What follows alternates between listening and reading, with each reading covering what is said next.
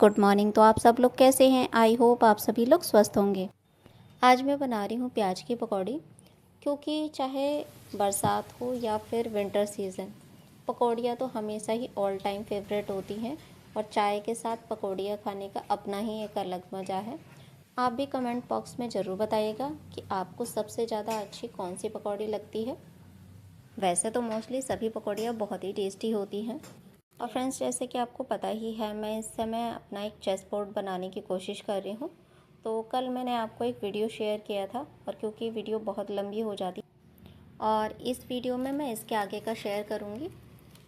अगर आपने ये पिछली वीडियो देखी है तो आपको पता ही होगा, मैंने पिछले वीडियो में आपको मेज़रमेंट वगैरह बताया था।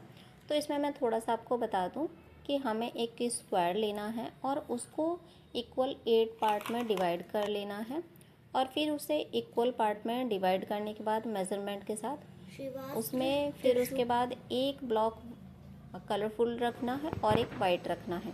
इसी तरीके से हमने मेज़रमेंट करके इस तरह से वाइट एंड ग्रीन, या फिर बाद में मैंने अलग भी पेंट किया है, वो मैं आपको शेयर करूँगी।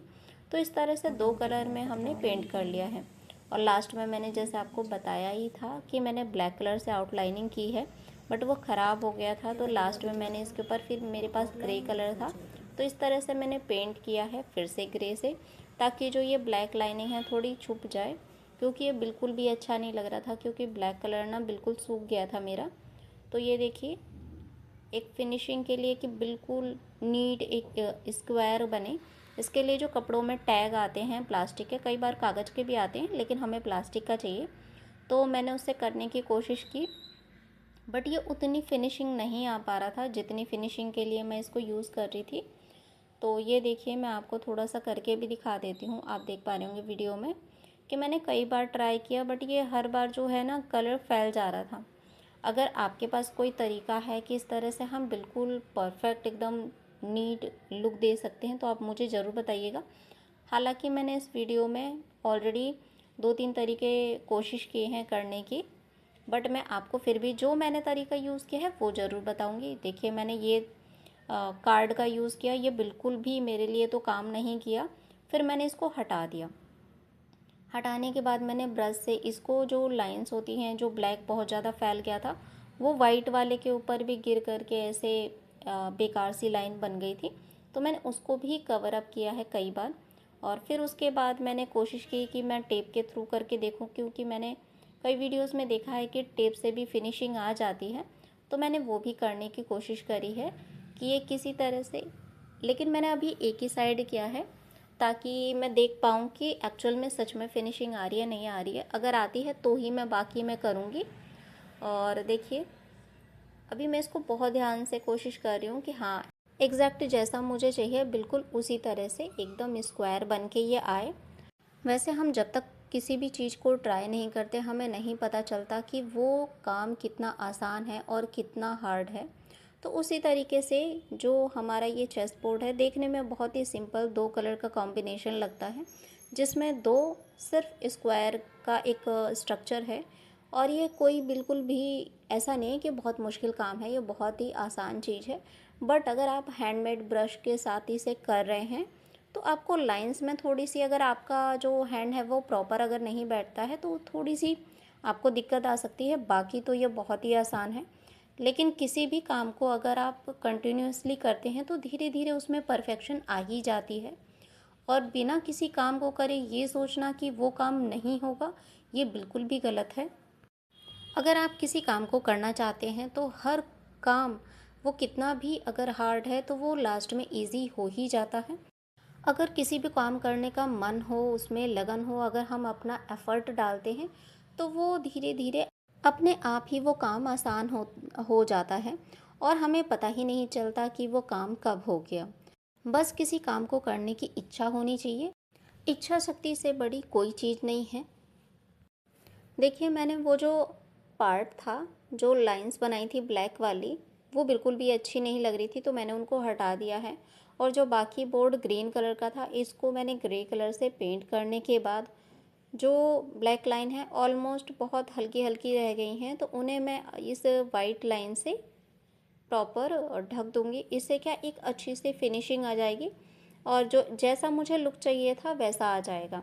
तो जो क्यूब हैं उनका जो जॉइंट है वहाँ पे क्या है, छोटा छोटा गैप है, तो उसे मैं फिल करके एक तो मैं इसे बराबर कर दूँगी। दूसरा, ये जो क्यूब हैं जो सबसे किनारे के स्क्वायर बने हुए हैं, इसमें क्या है, आपस में ये जुड़े हुए नहीं हैं। तो इनको एक लाइन के थ्रू, वाइट कलर के एक लाइन ड्रॉ करके जिसको मैंने एक तरफ किया भी है, वो बाकी 3 साइड में भी सेम इसी तरह से बाकी क्यूब्स को भी कनेक्ट करके एक अच्छा सा आउटलाइन या बॉर्डर क्रिएट कर लूँगी। अभी मैंने सारे जो क्यूब हैं इनको बराबर इस तरीके से मैं कर रही हूँ, और इनके बीच में भी जो गैप है उनको फिल करना है सबसे पहले, और फिर उसके बाद मैं आउटलाइनिंग करूँगी। क्योंकि अगर हम पहले बाहर की साइड कर देंगे फिर बीच में करेंगे तो क्या होगा, हमारे हाथ से जो किनारियाँ हैं वो फैल जाएंगी। इससे क्या है, वो बिल्कुल भी देखने में अच्छा नहीं लगेगा और हम बार बार उसे पोंछते रहेंगे और बार बार बनाते रहेंगे। तो इससे अच्छा है कि पहले एक तरफ से काम को स्टार्ट करा जाए और धीरे धीरे चारों तरफ इसको करा जाए। और मैं बोर्ड को आप देख ही पा रहे होंगे, इसको चारों तरफ से घुमा घुमा के अच्छे प्रॉपरली हर किनारी से हर लाइन को एक इक्वली मैं बराबर करने की कोशिश कर रही हूँ। बस ये बहुत सिंपल सा काम है, और अगर आप इसे केयरफुली करते हैं तो सारी लाइंस बराबर हो जाएंगी। और क्योंकि देखिए ये हैंडमेड चीज़ है, तो मशीन वाली फिनिशिंग तो शायद ना आ पाए, लेकिन हाँ, ये आप देखिए कितना अच्छा बन के रेडी हुआ है। आप मुझे कमेंट बॉक्स में ज़रूर बताइएगा कि ये आपको कैसा लगा। जो मैंने टेप लगाया हुआ था उसको मैं अभी निकाल लूँगी, और देखिए इतनी फिनिशिंग नहीं आई है। फिर उसके बाद में ये जो मैंने आउटलाइनिंग करी है, जो हमारा बीच में स्क्वायर बन के रेडी हुआ है चेस बोर्ड का, उसके चारों तरफ हाफ हाफ इंच का मैं एक लाइन क्रिएट कर लूँगी। और ये देखिए उसके लिए मैंने हाफ इंच का चारों तरफ से मार्किंग कर लिया है, और फिर मैं उसे स्केल या किसी लकड़ी के थ्रू जो कि बिल्कुल सीधी हो एक लाइन ड्रॉ कर लूँगी। और जो हमने क्यूब बनाए हैं इसमें भी हमें लाइन जो है बराबर करनी है, चारों तरफ से करनी है बराबर डिस्ट्रीब्यूशन में। क्योंकि जो चेस बोर्ड होता है उसमें लाइंस और लाइंस के बीच में अल्फ़ाबेट्स और हमारे नंबर्स लिखे रहते हैं, तो उनको लिखने के लिए ये चीज़ें मैंने करी हैं। मैंने बिल्कुल प्रॉपर वैसे ही बनाने की कोशिश करी है जैसे कि मार्केट में मिलता है। अगर आपके पास, मैं बता दूं, अगर लकड़ी नहीं है तो भी आप, ऐसा नहीं है कि आप चेस बोर्ड नहीं बना सकते, आप किसी कार्डबोर्ड पे बना सकते हैं, बट आपको फ्लैट सरफेस चाहिए होगा। अगर आपके पास एक पूरा पीस नहीं है तो आप 2 छोटे छोटे पीसीज में बना सकते हैं, जिसे बीच में आप किसी टेप वगैरह से या किसी भी ऐसी फैब्रिक से जोड़ सकते हैं जैसे मार्केट में मिलते हैं। तो आप कार्डबोर्ड के थ्रू भी बना सकते। जो हमारा चौड़ा पार्ट है यानी कि सबसे ज़्यादा पार्ट है, वहाँ पे 8 पार्ट्स में डिवाइड करना है, और जो हमारा पतला पार्ट है वहाँ 4 पार्ट्स में डिवाइड। और जो आप 2 पीसेस ऐड करेंगे तो वहाँ पे 4 एंड 4 8 हो जाएगा। तो इससे क्या है, एक प्रॉपर आपका स्क्वायर बन के रेडी हो जाएगा। और फिर उसके बाद देखिए मैंने जो है ये लाइंस क्रिएट कर ली हैं, और क्रिएट करने जो मेरे पास ब्रश है पहले मैं उसे दबा करके फ्लैट कर लूँगी, और उसके बाद डिप करके वाइट पेंट से धीरे धीरे पेशेंस के साथ बहुत थोड़ा थोड़ा कलर लेना है और एक पतली सी लाइन ड्रॉ करनी है। लेकिन हाँ, हमें जो बाकी चेस बोर्ड है उसी के अकॉर्डिंग पतली करनी है, बहुत ज़्यादा पतली भी करेंगे तो वो दिखाई नहीं देंगी।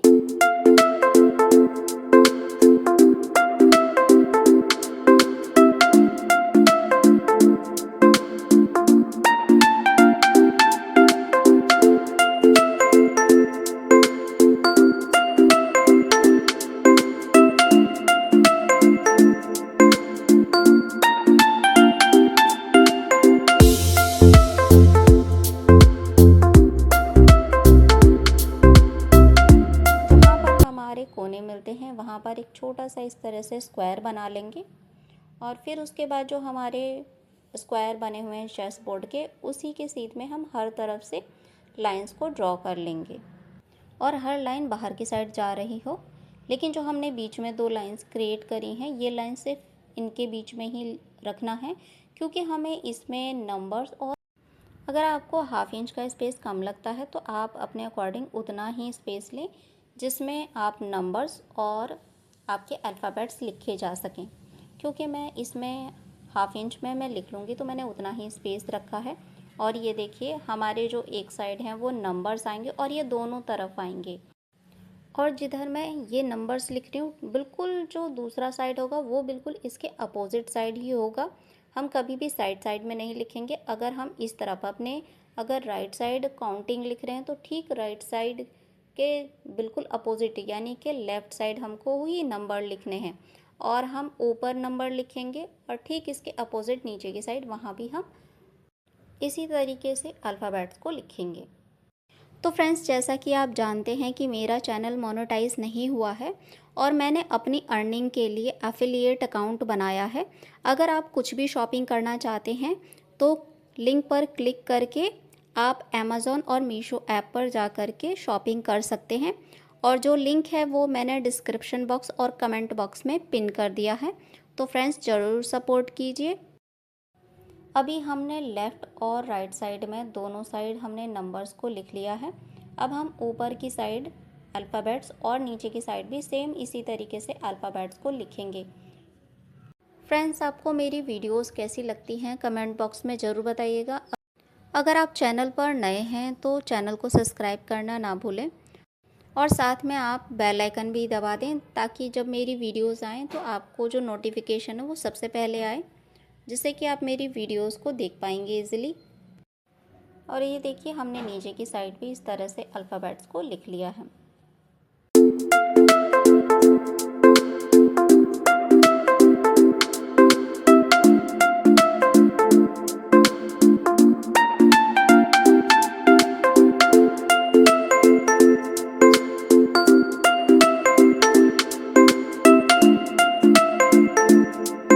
अगर आपको वीडियो थोड़ी भी अच्छी लगी है तो चैनल को सब्सक्राइब करना ना भूलें।